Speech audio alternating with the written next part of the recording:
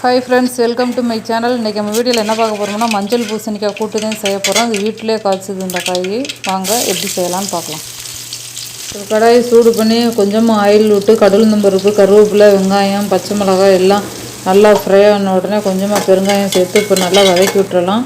இப்போ பூசணிக்காய் இந்த அளவு கட் பண்ணி வச்சுருக்கோம். நல்லா ஃப்ரெஷ் காய் நம்ம இப்போ இதில் சேர்த்துக்கிடலாம். இப்போ சேர்த்து வதக்கி விட்டுறலாம்.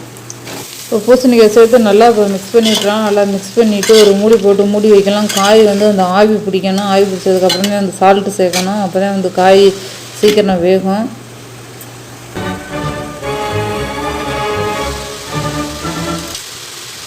இப்போ காயில் உப்பு சேர்த்துக்கிடலாம். மஞ்சள் தூள் 1 டீஸ்பூன் சேர்த்துக்கிடலாம். சேர்த்து நல்லா மிக்ஸ் பண்ணி விட்டுறலாம். பூசணிக்காய் நல்லா மிக்ஸ் பண்ணிவிட்டு ஒரு மூடி போட்டு 10 நிமிஷம் மூடி வச்சிடலாம். காய் நல்லா வெந்துருச்சு. இப்போ red chilli powder 1 table spoon சேர்த்துக்கலாம். உங்களுக்கு காரம் எந்தளவுக்கு தேவை அந்தளவுக்கு சேர்த்துக்கிறேங்க.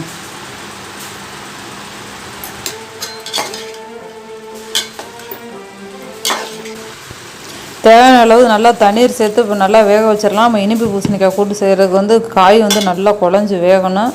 அதனால் நம்ம இப்போ மூடி வச்சிடலாம். ஒரு மூடி போட்டு இன்னும் ஒரு 10 நிமிஷம் நல்லா காயை வேக விடலாம்.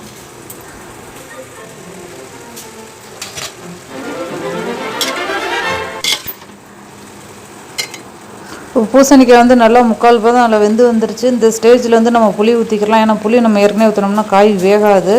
உங்களுக்கு புளிப்பு எந்த அளவுக்கு தேவையோ அந்த அளவுக்கு ஊற்றி சேர்த்துக்கலாம்.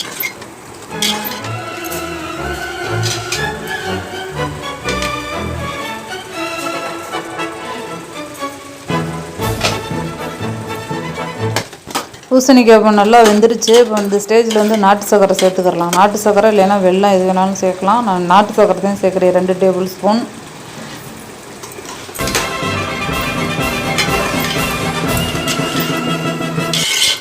இப்போ ஃபைனல் ஸ்டேஜ் வந்துருச்சு. பூசணிக்காய் நல்லா வெந்து இந்த ஸ்டேஜ்லேருந்து வறுத்து அரைச்சி வச்சுருக்கோம் வெந்தய பவுட்ரு, அது சேர்த்துக்கிடலாம்.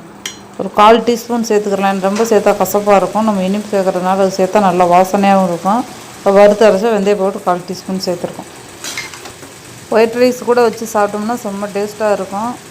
அப்புறம் பூசணிக்காய் இனிப்பு பூசணிக்காய் கூட்டு ரெடி ஆகிடுச்சு. கண்டிப்பாக நீங்களும் ட்ரை பண்ணி பாருங்கள். வீடியோ பிடிச்சா லைக் பண்ணுங்கள், ஷேர் பண்ணுங்கள், சப்ஸ்கிரைப் பண்ணுங்கள். மறந்துனா பக்கத்தில் இருக்க பட்டனை கிளிக் பண்ணிடுங்க. தேங்க்ஸ் ஃபார் வாட்சிங்.